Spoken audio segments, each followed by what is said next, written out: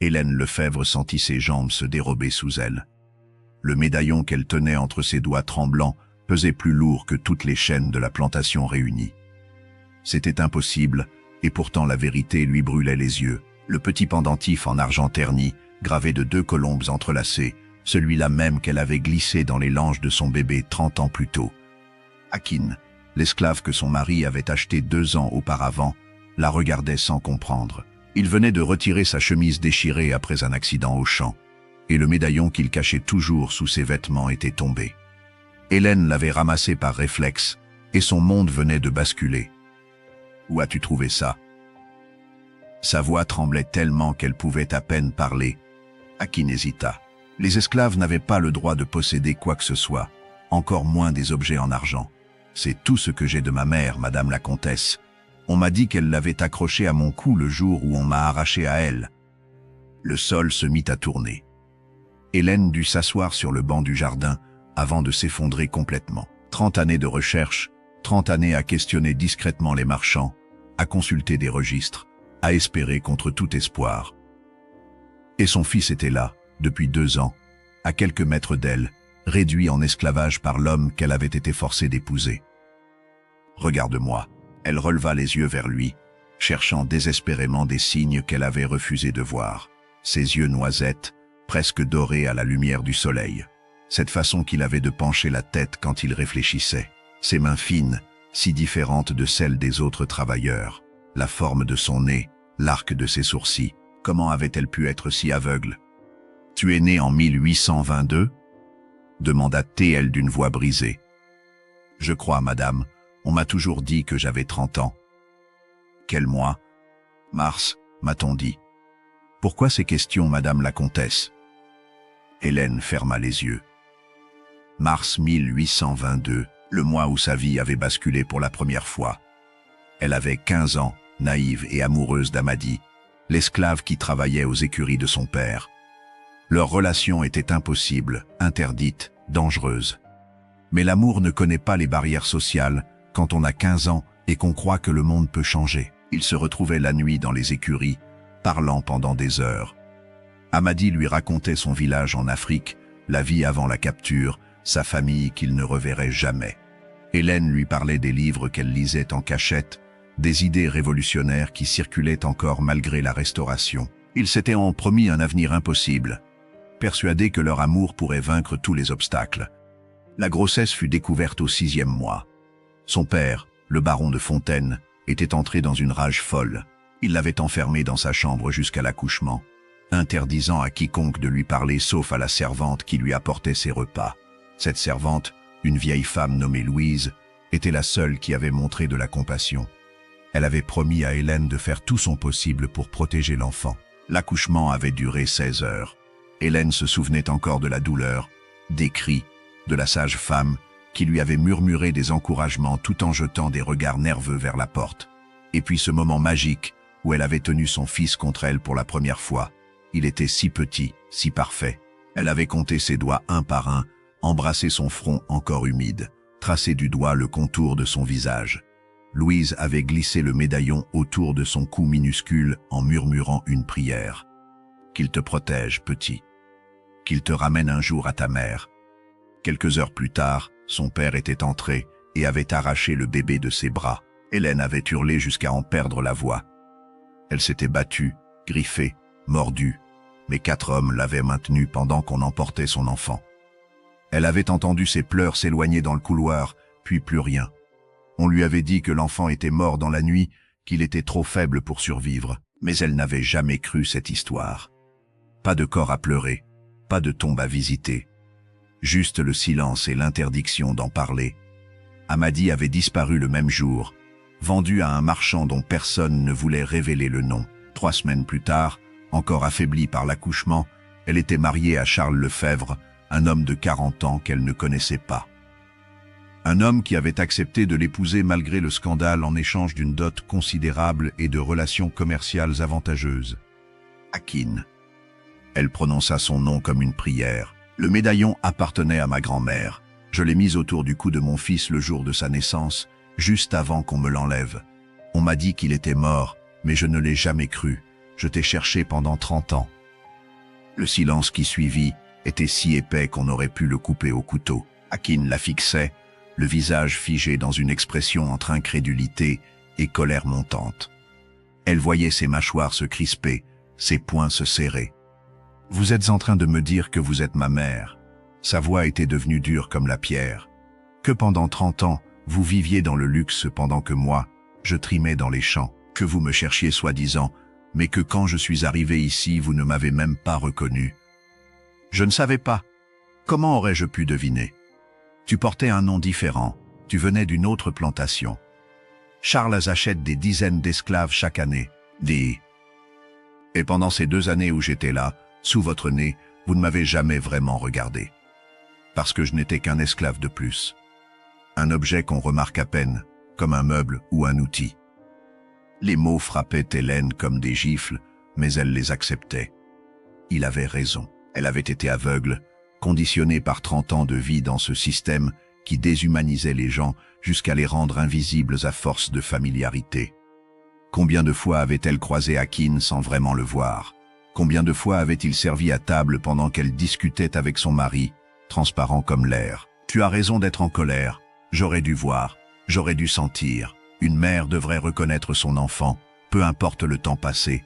Mais maintenant que je sais, tout va changer. Je vais te donner ta liberté. Je vais te reconnaître comme mon fils. Akin éclata d'un rire amer qui résonna dans le jardin. Ma liberté? Me reconnaître comme votre fils. Vous rendez-vous compte de ce que vous dites? Votre mari me tuera avant que vous ayez le temps de prononcer un mot. Et même si par miracle il acceptait, pensez-vous que la société vous laissera faire? Une comtesse qui reconnaît un esclave noir comme son fils.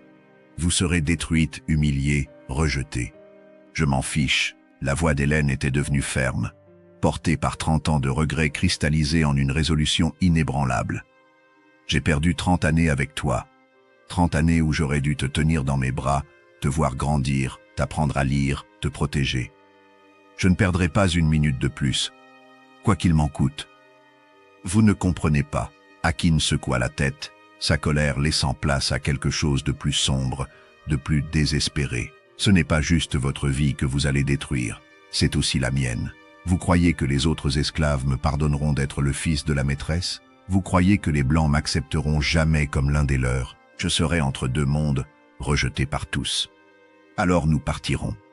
Nous irons en France ou en Angleterre, quelque part où personne ne nous connaît, et abandonner qui je suis. Les gens avec qui j'ai travaillé, souffert, survécu. Vous me demandez de tout quitter pour une mère que je ne connais pas, qui m'a abandonné il y a 30 ans. Pas. Je ne t'ai pas abandonné. Les larmes coulaient maintenant librement sur les joues d'Hélène. On me l'a arraché. J'avais 15 ans. Je n'avais aucun pouvoir, aucun droit. Tu crois que je n'ai pas essayé de te retrouver? J'ai supplié, menacé, corrompu. J'ai dépensé une fortune en détective privé. J'ai parcouru des milliers de registres, mais ton grand-père avait tout effacé, toute trace de toi. Akin la regarda longuement. Il voyait la douleur dans ses yeux, la sincérité dans sa voix. Mais 30 années d'esclavage avaient créé des murs qu'un médaillon et des larmes ne pouvaient en pas effondrer en une conversation. « Je dois réfléchir », dit-il finalement. « C'est trop, tout ça est trop. » Il partit sans se retourner, laissant Hélène seule dans le jardin avec le médaillon serré dans sa main. Elle resta là jusqu'à ce que la nuit tombe, incapable de bouger, le cerveau saturé d'émotions contradictoires. Le bonheur d'avoir retrouvé son fils, la douleur de voir la distance entre eux, la peur de ce qui allait suivre. Charles Lefebvre était dans son bureau, en train d'examiner les comptes de la plantation. Quand Hélène entra sans frapper, il leva les yeux, surpris. En 30 ans de mariage, sa femme n'avait jamais osé interrompre son travail. Elle avait appris dès le début à rester dans son rôle d'épouse silencieuse et obéissante. « Il faut que je te parle, maintenant. Cela peut attendre, Hélène. Tu vois bien que je suis occupé. Non, ça ne peut pas attendre. » Elle posa le médaillon sur son bureau avec un bruit métallique sec. « Reconnais-tu ceci ?» Charles examina l'objet avec indifférence. Un vieux bijou. « Et alors, tu veux que je t'achète quelque chose de plus moderne, hein? C'est le médaillon de ma grand-mère. » celui que j'avais mis autour du cou de mon fils le jour de sa naissance. Le visage de Charles se figea. Ses yeux passèrent du médaillon à Hélène, puis de nouveau au médaillon. Il connaissait l'histoire, bien sûr. C'était la raison pour laquelle il avait pu obtenir une dot si généreuse pour épouser une fille déshonorée. Mais c'était du passé, un secret enterré depuis longtemps, qui ne devait jamais ressurgir. Où as-tu trouvé ça? Sa voix était devenue dangereusement calme. Autour du cou d'Akin. L'esclave que tu as acheté il y a 2 ans. Charles resta immobile pendant plusieurs secondes, le temps que l'information fasse son chemin dans son cerveau. Puis il comprit. Son visage devint écarlate, les veines de son cou se gonflèrent. Tu es en train de me dire que cet esclave, que j'ai acheté il y a 2 ans, est le bâtard que tu as eu avec le nègre de ton père. C'est mon fils. Et je vais lui rendre sa liberté. Charles se leva si brusquement que sa chaise bascula en arrière avec fracas. Tu as perdu la raison? Tu crois que je vais laisser ma femme reconnaître publiquement un esclave comme son fils? Tu imagines le scandale? La honte que ça jetterait sur notre nom? Je m'en fiche du scandale. Je m'en fiche de la honte. Je m'en fiche de ton nom. C'est mon enfant, et il ne passera pas un jour de plus en esclavage. C'est un esclave, un objet que j'ai payé 2000 francs. Il m'appartient au même titre que cette table ou cette chaise. Il ne t'appartient pas. C'est un être humain, c'est mon fils, et je vais le libérer même si je dois te traîner devant tous les tribunaux de la colonie. Charles la gifla. Le coup était violent, calculé pour humilier autant que pour faire mal. Ce n'était pas la première fois au cours de leur mariage, mais c'était la première fois qu'Hélène ne baissa pas les yeux. Elle le regarda droit dans les yeux, la joue en feu, le goût du sang dans la bouche, sans ciller. Frappe-moi autant que tu veux. Enferme-moi. Menace-moi. Ça ne changera rien. Je vais libérer mon fils et je vais le reconnaître publiquement. Tu peux choisir d'être avec moi ou contre moi, mais tu ne peux pas m'arrêter. Oh que si, je peux t'arrêter. La voix de Charles était devenue dangereusement calme, ce qui était toujours plus inquiétant que ses colères. Un mot de moi au médecin, et tu te retrouves interné pour folie. Les femmes hystériques qui ont des hallucinations sur leurs anciens bâtards finissent souvent leur jour à l'asile. Qui te croira, une comtesse qui prétend qu'un esclave qu'elle croise tous les jours depuis 2 ans est soudainement son fils disparu? Le médaillon. Un bijou volé. Tu l'avais peut-être perdu il y a des années, et cet esclave rusé l'a trouvé et l'a gardé en espérant pouvoir le revendre un jour. Ou peut-être que tu es devenue folle et tu lui as donné toi-même sans t'en souvenir. Il y a 1000 explications plus crédibles que ton histoire délirante. Hélène réalisa qu'elle était en train de perdre. Charles avait tous les pouvoirs. La loi, la société, l'argent, tout était de son côté. Les femmes n'avaient aucun droit légal. Elles ne pouvaient rien posséder, rien décider, rien faire sans son autorisation. Elles n'avaient que la vérité, et la vérité ne pesait rien face au système qui les entourait. S'il te plaît. Elle détestait supplier, mais c'était pour son fils. Sa fierté ne valait rien comparée à sa liberté. Je ne te demande rien d'autre. Laisse-moi au moins lui acheter sa liberté avec mon argent personnel. Tu n'as pas besoin de le reconnaître. Personne ne saura qui il est vraiment. Je lui donnerai de l'argent, je l'aiderai à partir loin d'ici. Tu ne le reverras jamais. Charles la regarda longuement. Il y avait quelque chose dans ses yeux qu'Hélène n'avait jamais vu auparavant. De la réflexion, peut-être même un soupçon de pitié. Pendant un instant, elle crut qu'il allait accepter. Non, dit-il finalement. Tu ne feras rien. Tu ne lui parleras plus.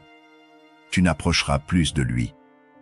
Et si j'entends que tu as parlé de cette histoire folle à qui que ce soit, je le fais fouetter jusqu'à ce qu'il en meure. Ensuite, je te fais interner. C'est compris? Hélène sortit du bureau en titubant. Elle avait échoué. Après 30 ans de recherche, après avoir enfin retrouvé son fils, elle était impuissante à le sauver. Charles avait tous les pouvoirs et elle n'en avait aucun. La loi était claire, une femme mariée n'était rien. Tout ce qu'elle possédait appartenait à son mari. Même son corps, même sa volonté, même son fils ne lui appartenaient pas. Mais elle n'avait pas dit son dernier mot. Si la loi était contre elle, Si son mari était contre elle, elle utiliserait la seule arme qui lui restait, le scandale. 3 jours plus tard, Hélène convoqua tous les notables de la colonie pour un grand dîner. Charles fut surpris, mais ne s'y opposa pas. Sa femme organisait rarement des réceptions, et cela ferait bonne impression auprès du gouverneur. Il ne se doutait pas de ce qu'elle préparait. Il pensait qu'elle avait cédé, qu'elle avait compris qu'il était inutile de se battre contre l'ordre établi. Le gouverneur était là, accompagné de sa femme prétentieuse qui passait son temps à critiquer les autres. Le juge colonial, plusieurs grands propriétaires terriens, le commandant de la garnison, le prêtre de la paroisse, tout ce que la société coloniale comptait comme personnes influentes. 50 invités au total, tous installés dans la grande salle à manger éclairée par des centaines de bougies qui faisaient danser des ombres sur les murs. Le repas se déroula normalement. Les conversations allaient bon train, on parlait des récoltes exceptionnelles de cette année, de la politique en métropole, des dernières nouvelles de France qui mettaient des semaines à arriver.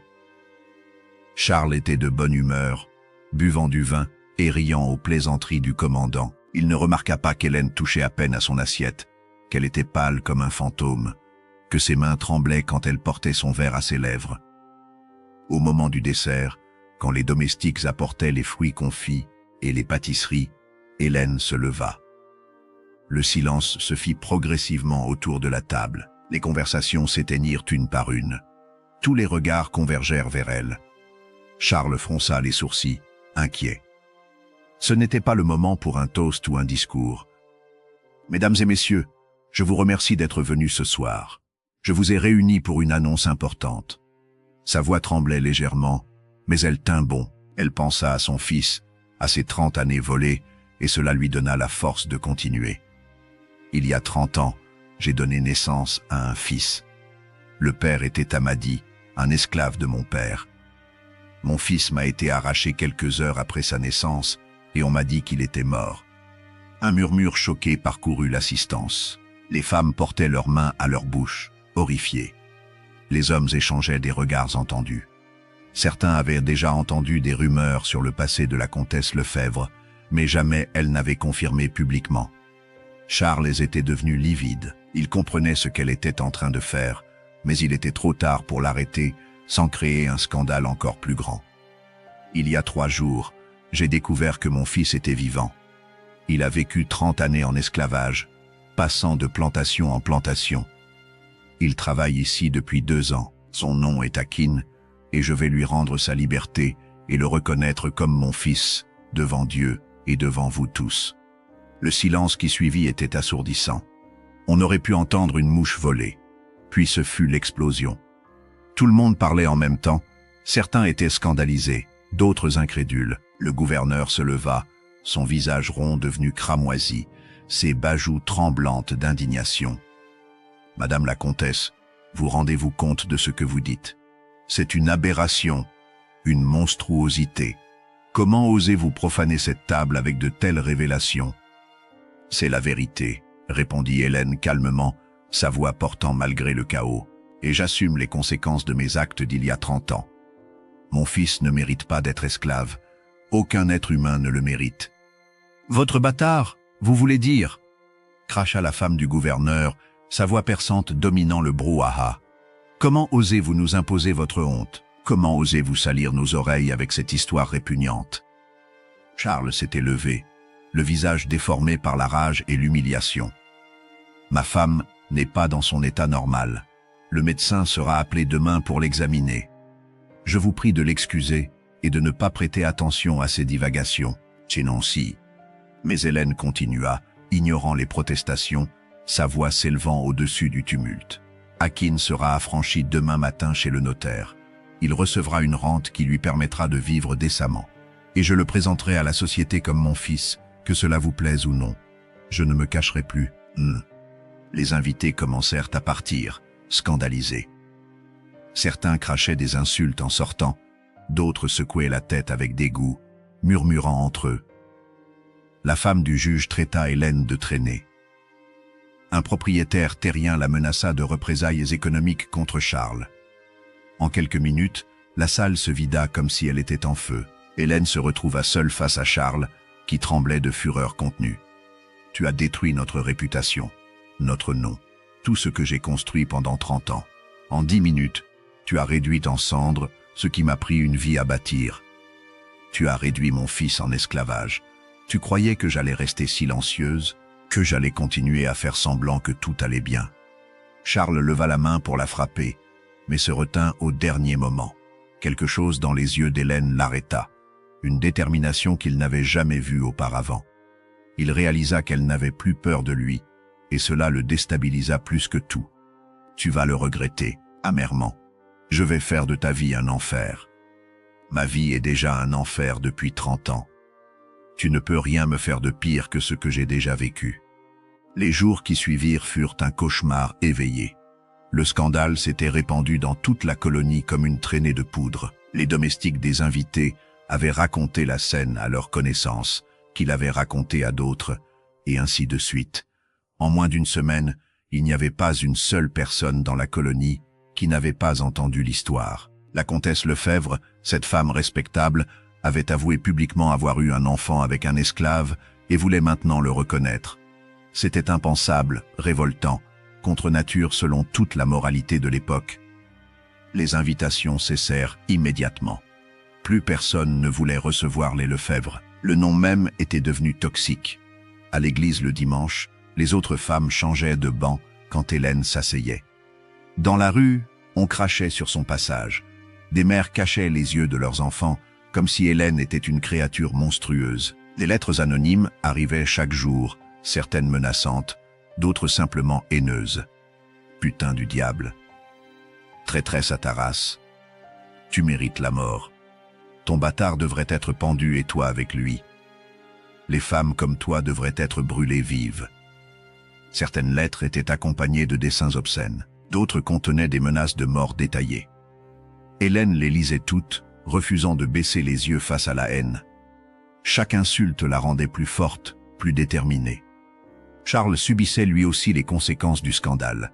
Ses associés commerciaux prenaient leur distance. Des contrats furent annulés du jour au lendemain. Les autres propriétaires ne lui adressaient plus la parole au cercle. Le gouverneur avait fait savoir que les Lefebvre n'étaient plus les bienvenus aux réceptions officielles. Même l'église hésitait à les accueillir, le prêtre ayant reçu des plaintes de ses paroissiens. « Regarde ce que tu as fait », répétait Charles chaque jour, l'alcool rendant sa voix pâteuse. « Tu nous as détruits tous les deux. Pourquoi ? Pour un esclave qui ne te reconnaît même pas comme sa mère. » Car c'était vrai. Hakim gardait ses distances. Il était libre maintenant. Les papiers avaient été signés chez le notaire, malgré les réticences de ce dernier. Mais la liberté sur le papier ne signifiait rien quand toute une société vous rejette. Il ne savait pas quoi faire de cette liberté, comment se comporter. Pendant 30 ans, on lui avait dit quoi faire, où aller, comment parler. Maintenant, il était perdu. Le pire était la violence qui menaçait constamment. Des groupes d'hommes venaient parfois rôder près de la plantation la nuit, ivres, parlant de lui donner une leçon. Il faut lui apprendre sa place, entendait-on. Un nègre reste un nègre, peu importe ce que dit la folle. Charles dut poster des gardes armés pour empêcher qu'on ne le lynche. Ironiquement, il protégeait maintenant un homme qu'il aurait volontiers fait fouetter quelques semaines plus tôt, mais uniquement parce qu'une attaque contre sa propriété serait une attaque contre lui. Hakim lui-même était déchiré. Hélène lui avait raconté toute l'histoire dans les moindres détails, lui avait montré les documents qu'elle avait accumulés pendant des années de recherche, les lettres aux marchands, les réponses évasives, les pistes mortes. Il ne doutait plus qu'elle était sa mère. Mais 30 années d'esclavage ne s'effaçaient pas en quelques conversations. La colère était toujours là, profonde, mêlée à une confusion douloureuse. « Pourquoi faites-vous ça ?» lui demanda Théil un soir, alors qu'il se trouvait seul dans le jardin. « Vous pourriez m'affranchir discrètement, me donner de l'argent, me laisser partir pour une autre colonie ou pour la France. Au lieu de ça, vous créez ce scandale qui nous détruit tous les deux. Vous me rendez encore plus vulnérable qu'avant. Parce que tu n'es pas un secret honteux à cacher dans l'ombre. Tu es mon fils. Je ne te cacherai plus jamais. J'ai déjà perdu 30 ans à cause du silence et des secrets. Je refuse d'en perdre une minute de plus. Votre courage va nous faire tuer tous les deux. Alors nous mourrons, mais au moins nous mourrons libres et dans la vérité. » Les semaines passèrent dans cette atmosphère tendue. Le notaire avait fini par céder et établir les papiers d'affranchissement, mais seulement après qu'Hélène ait menacé de révéler certaines de ses malversations financières. Akin était légalement libre, mais qu'est-ce que la liberté quand toute une société vous rejette? Il ne pouvait pas trouver de travail. Personne ne voulait embaucher le bâtard de la comtesse. Il ne pouvait pas louer de logement décent. Les propriétaires refusaient même de lui parler. Les commerçants refusaient de le servir ou lui faisaient payer le double. Dans les rues, des enfants lui jetaient des pierres en criant des insultes. La liberté légale se révélait être une prison différente, mais tout aussi oppressante. Hélène l'avait installé dans une des dépendances du manoir, une petite maison qui servait autrefois aux invités. Mais cela ne faisait qu'aggraver les choses. Les rumeurs circulaient, toutes plus scandaleuses les unes que les autres. Certains disaient qu'elle couchait avec lui, d'autres qu'elle était devenue folle et le traitait comme un prince. On racontait qu'elle le servait elle-même, qu'elle s'agenouillait devant lui, que l'ordre naturel du monde était inversé dans cette maison maudite. Charles sombrait dans l'alcool et le désespoir. Sa réputation était en ruine, ses affaires périclitaient. Il passait ses journées à boire du rhum et à maudire le jour où il avait épousé cette femme. Mais curieusement, il ne touchait plus à Hélène. Quelque chose s'était brisé en lui le soir du dîner, une acceptation amère que le combat était perdu. Il l'évitait, restait enfermé dans son bureau, sortait rarement. Un soir, complètement ivre, il fit venir Hélène dans son bureau. Ses yeux étaient rouges, ses mains tremblaient. « Tu as gagné. Tu es contente maintenant? Nous sommes tous les deux détruits, notre nom est sali à jamais, et ton fils est libre mais misérable. Belle victoire. »« Je n'ai pas gagné, » répondit Hélène doucement. « Personne n'a gagné dans cette histoire, mais au moins, je peux regarder mon fils dans les yeux et lui dire la vérité. Au moins, il n'est plus ta propriété. » La vérité. Charles ricana amèrement. La vérité, c'est que tu aurais dû te taire, accepter que certaines choses sont impossibles à changer. Tu vivais confortablement, tu ne manquais de rien. Pourquoi fallait-il tout détruire? Parce que le confort bâti sur le mensonge n'est pas une vie. Parce que je refuse de regarder mon fils être traité comme un animal une minute de plus. La vérité, c'est que nous vivons dans un système monstrueux qui permet de posséder des êtres humains et de séparer des mères de leurs enfants. Et je refuse d'être complice plus longtemps. Ton refus ne changera rien. L'esclavage existera toujours. Tu as juste détruit ta vie pour rien. Peut-être, mais au moins, je pourrais me regarder dans un miroir. 6 mois après le scandale qui avait secoué toute la colonie, Charles changea radicalement. Hélène remarqua d'abord des signes subtils, il buvait moins, sortait de son bureau, observait Akin de loin avec une expression contemplative. Un soir, il demanda à parler en privé avec l'homme qu'il avait autrefois possédé comme esclave. Akin accepta avec méfiance. Comment faire confiance à celui qui vous a traité comme du bétail pendant 2 ans? Mais la curiosité l'emporta. Dans le bureau, Charles versa 2 verres de cognac et en tendit un à Akin, geste symbolique qui marquait un changement radical dans leur relation. Charles se lança dans des explications maladroites. Il révéla avoir épousé Hélène il y a 30 ans uniquement pour sa dot, alors qu'il était au bord de la faillite. Il avoua que leur mariage n'avait jamais été heureux et qu'ils n'avaient jamais eu d'enfants ensemble. Les médecins avaient expliqué que quelque chose s'était abîmé lors de l'accouchement difficile d'Hélène, la rendant stérile. Puis vint la vraie raison de cette conversation. Charles voulait adopter Akin comme héritier. Sans descendant, toute sa fortune irait à l'État après sa mort, et Hélène ne pourrait rien garder, selon les lois de l'époque qui interdisaient aux femmes d'hériter.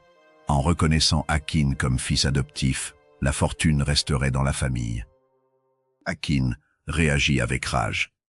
Comment accepter le nom d'un homme qui l'avait humilié? Comment hériter d'une fortune bâtie sur le sang et la sueur d'esclaves? Charles ne demandait ni pardon ni oubli. Il demandait à Akin de penser à sa mère qui avait tout sacrifié pour lui. Sans cet héritage, Hélène finirait dans la misère. Charles laissa Akin réfléchir, lui rappelant qu'en tant qu'ancien esclave sans le nom Lefebvre, il resterait toujours un paria que personne ne voudrait embaucher. Quand Akin raconta cette conversation à Hélène, Elle fut stupéfaite. L'homme qui avait menacé de la faire interner offrait maintenant d'adopter leur fils. Elle comprit rapidement qu'il s'agissait de pragmatisme pur, pas de générosité. Mais elle encouragea Akin à accepter, non pour l'argent lui-même, mais pour le pouvoir que cela lui donnerait de changer les choses. Il pourrait libérer les esclaves, transformer cet héritage empoisonné en force positive. Akin passa des jours à réfléchir, tiraillé entre sa rage légitime et la réalité pratique. Il voyait les autres esclaves travailler sous le soleil brûlant et se reconnaissait en eux. Il voyait aussi sa mère vieillir sous le poids du scandale, devenue paria après avoir tout sacrifié pour lui. 3 semaines plus tard, les papiers d'adoption furent signés. Akin Lefebvre était désormais l'héritier légal. Le scandale reprit, mais cette fois la société coloniale ne pouvait rien faire. L'adoption était légale et irréversible. Akin était protégé par le nom, la fortune et le statut social. Les gens continuaient à le mépriser mentalement, mais devaient le respecter en public. Progressivement, l'argent et le pouvoir firent leur effet. Les commerçants acceptèrent de le servir, les propriétaires discutèrent affaires avec lui. Charles mourut 2 ans plus tard, en 1854, rongé par l'alcool et le chagrin. Sur son lit de mort, il fit venir Akin une dernière fois. Il ne demanda pas de pardon, sachant que ce serait ridicule. Il demanda simplement à Akin de protéger Hélène, reconnaissant qu'elle était la femme la plus courageuse qu'il ait jamais connue. Akin accepta, non par amour pour Charles, mais par respect pour sa mère. Devenu maître de la plantation, Akin prit une décision révolutionnaire, affranchir tous les esclaves. Plus de 200 personnes reçurent leur liberté ce jour-là. Beaucoup partirent, mais certains restèrent comme employés payés. Les autres propriétaires prédisaient en la ruine totale. Les premières années furent effectivement difficiles. La production chuta de 40%. Mais progressivement, les gens travaillèrent mieux quand ils étaient payés et traités dignement. La production remonta. Hélène vécut ses dernières années auprès de son fils retrouvé. Jamais réacceptée socialement, elle s'en fichait désormais. Elle avait retrouvé son enfant. Elle mourut en 1850, 8 à 61 ans, tenant la main d'Akin. Ses derniers mots furent qu'elle ne regrettait rien, que chaque humiliation en avait valu la peine puisqu'il était libre. Le médaillon qui les avait réunis restait autour de son cou. Après sa mort, Akin transforma complètement la plantation. Il utilisa sa fortune pour aider d'autres esclaves à racheter leur liberté et finança la première école pour enfants noirs de la colonie. Il devint une figure controversée mais respectée, prouvant qu'une plantation pouvait fonctionner sans esclavage. Il se maria, eut des enfants qui ne connurent jamais les chaînes, leur transmettant l'histoire de leur grand-mère courageuse. Cette histoire enseigne plusieurs leçons essentielles. Le vrai courage consiste à choisir ce qui est juste plutôt que ce qui est confortable. Hélène a refusé de traiter son fils comme un secret honteux, même si cela la détruisait socialement. Le système esclavagiste se maintenait par le silence et la complicité. En brisant ce silence, Hélène a forcé la société à affronter ses contradictions. La transformation de Charles montre que les gens changent rarement par conviction morale soudaine, mais quand leurs intérêts s'alignent avec ce qui est juste. Akin a prouvé qu'on peut transformer un héritage empoisonné en force positive. Le médaillon symbolise les liens indestructibles entre une mère et son enfant, résistant à 30 années de séparation et à toutes les injustices. Finalement, les changements sociaux nécessitent des sacrifices. Sans des gens comme Hélène, prêts à tout risquer pour la justice, rien ne change jamais. La dignité humaine ne se négocie pas, et dire cette vérité à voix haute, même quand le monde préfère le mensonge confortable, reste l'acte de courage ultime.